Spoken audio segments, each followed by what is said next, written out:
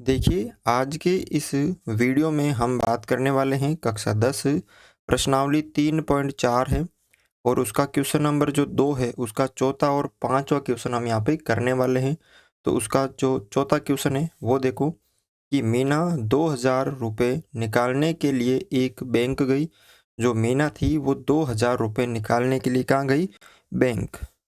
उसने खजांची से 50 तथा 100 रुपये के नोट देने के लिए कहा। मीना ने कुल 25 नोट प्राप्त किए। कुल कितने रुपए निकालने के लिए गई? 2000। और 2000 में कौन कौन से नोट? 100 रुपये के और 50 रुपये के नोट। और कुल कितने नोट प्राप्त किए उसने? 25 नोट। तो ज्ञात कीजिए कि उसने 50 रुपये और 100 रुपये के कितने कितने नोट प्राप्त किए। तो यहाँ पर सबसे पहले देखो आपको लिखना है कौन कौन से नोट है। एक तो 50 रुपये के, एक 100 रुपये के। तो हल। उसके बाद लिखना है माना 50 रुपये के नोटों की संख्या। एक्स नोट कि 50 रुपये के एक्स नोट है और 100 रुपये के नोटों की संख्या। जो 100 रुपये के नोट है वो हमने मान लिए कि वाई नोट है। 50 रुपये के एक्स नोट और 100 रुपये के जो है वाई नोट है। ठीक है। तो अब यहाँ पे दो स्थिति बन रही है। स्थिति 2 बन रही है। तो पहली जो स्थिति है कि कुल कितने नोट हैं? 25 नोट है। तो हमने 50 रुपये के एक्स नोट माने और 100 रुपये के वाई नोट माने। तो कुल जो नोट है वो एक्स प्लस वाई बराबर 25 नोट है। ये आपके बन गया समीकरण 1, या इसको हम बाद में लिख लेंगे। ठीक है। और उसके बाद स्थिति 2। स्थिति दूसरी देखो यहाँ पे क्या बन रही है, ध्यान से देखो। कुल 2000 रुपये हैं। कुल कितने रुपए हैं? 2000। तो 50 रुपये के कितने नोट हैं? 50 रुपये के एक्स नोट है और 100 रुपये के वाई नोट है। तो अगर इनका मूल्य निकालूंगा कि मान लीजिए यहाँ पे 50 रुपये के, देखो 50 रुपये के जो नोट है, 50 रुपये के x note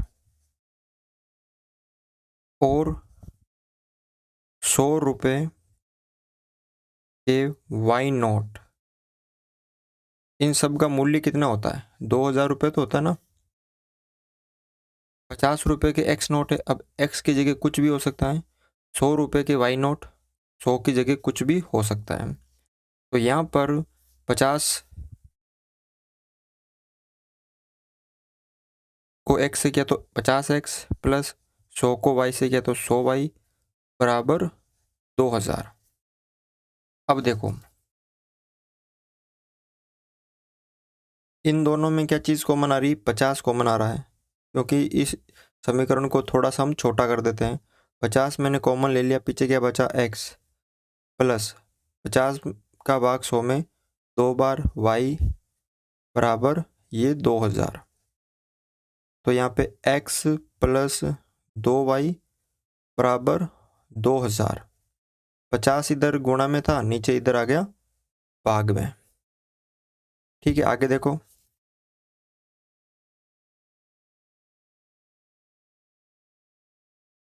x plus 2y बराबर 0 से 0 कट गया, 5 चौक 20 और 1 0। कितना प्राप्त हो गया यहाँ पे?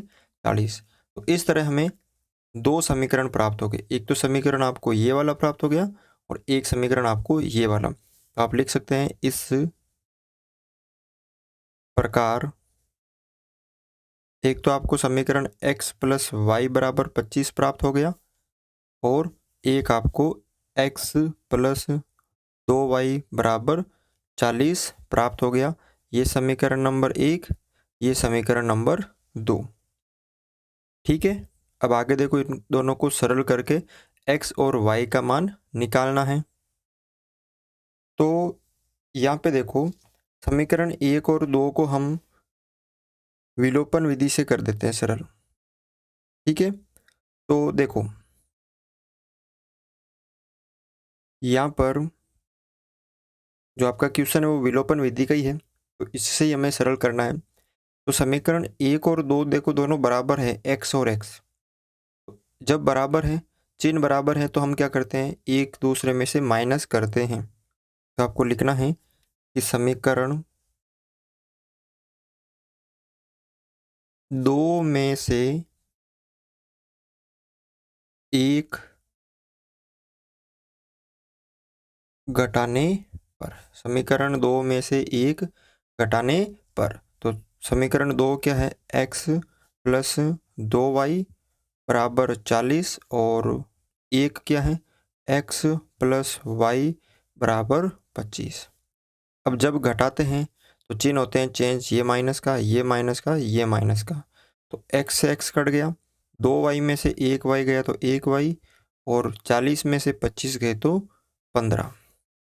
यानी यहाँ पे y का जो मान है वो कितना प्राप्त हो गया आपको, 15। अब आपको ये जो y का मान है, y का मान समीकरण चाहे तो 1 में रख दो या समीकरण 2 में रख दो। तो मैं यहाँ पे समीकरण 1 में रख देता हूँ, रखने पर। तो समीकरण 1 क्या है, ये रहा, x प्लस वाई बराबर 25। तो 1 में रख दीजिए यहाँ पे, x प्लस वाई की जगह 15 बराबर 25। तो x बराबर 25, 15 इधर प्लस का इधर आएगा तो माइनस का 15। तो x बराबर कितना हो गया यहाँ पे, 10।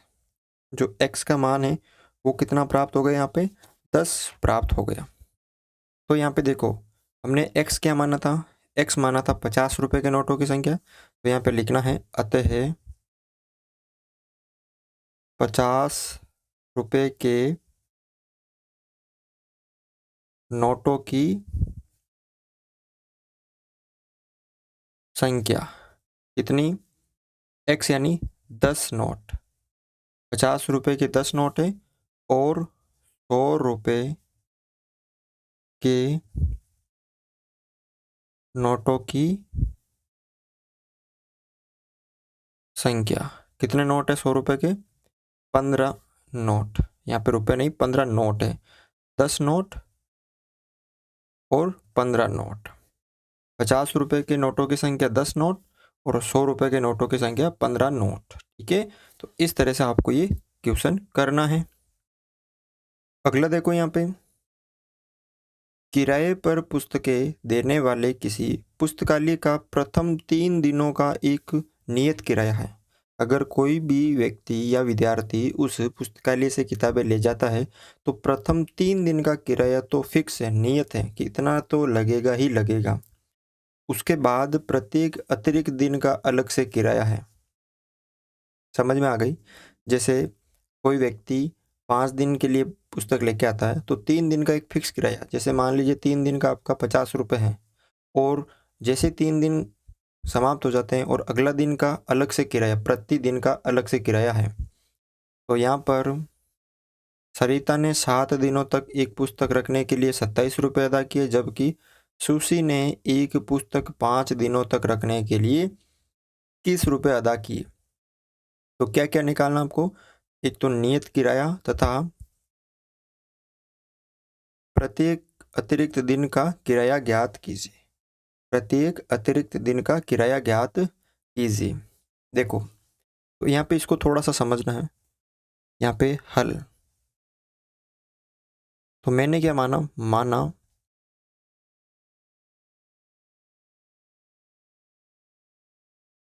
3 दिन का जो नियत किराया है, नियत किराया वो x रुपये मान लिया कि 3 दिन का एक फिक्स किराया है, x की जगह कुछ भी हो सकता है, 10, 20, 25, 15, वो एक फिक्स है। और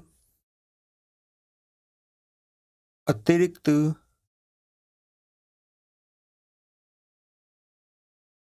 प्रत्येक दिन का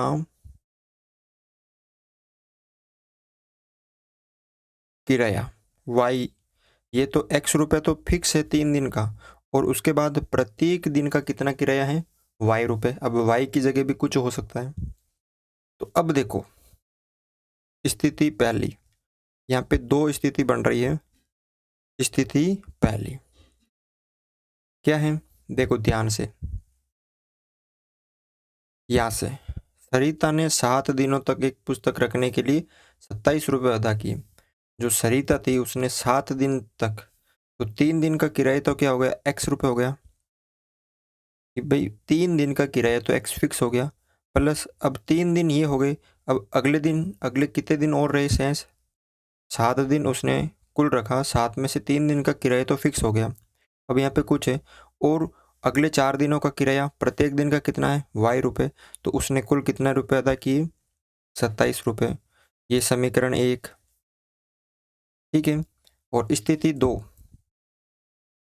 थोड़ा सा इसको, स्थिति 2, सुशी ने एक पुस्तक 5 दिन के लिए, तो ये 3 दिन का किराया तो फिक्स है, प्लस 3 और ये 2 और 1 दिन का y रुपये है, तो उसने 21 रुपये अदा किए। तो ये समीकरण 2, तो हमने 2 समीकरण बना लिए यहाँ पे। अब इन दोनों समीकरण को विलोपन विधि से सरल करना है।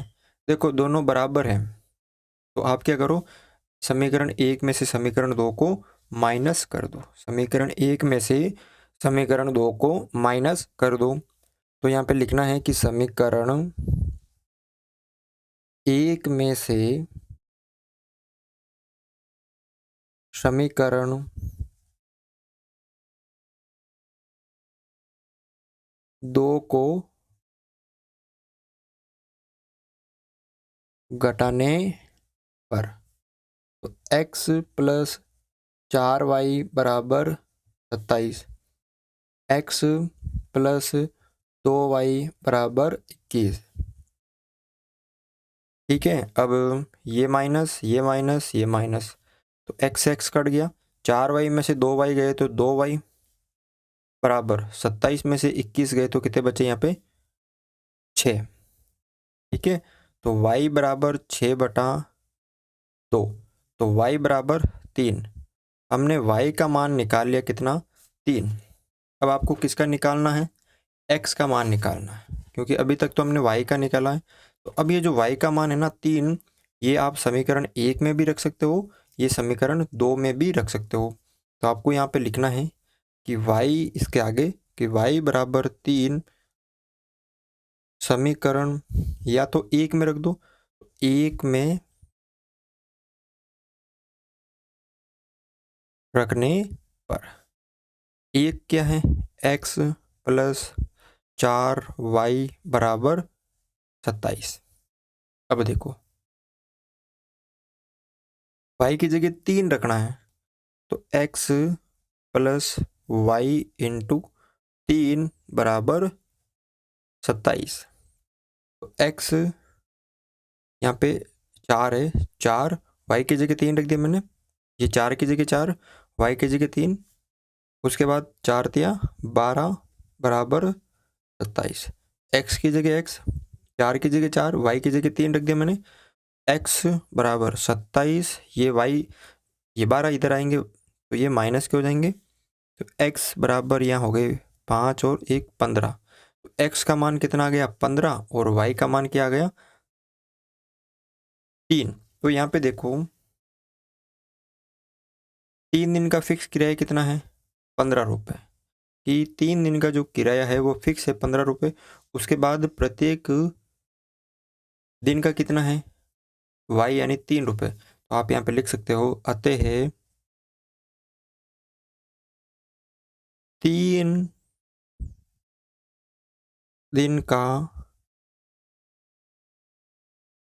नियत किराया कितना है, x यानी 15 रुपये। 3 दिन का जो फिक्स किराया वो 15 रुपये है और अतिरिक्त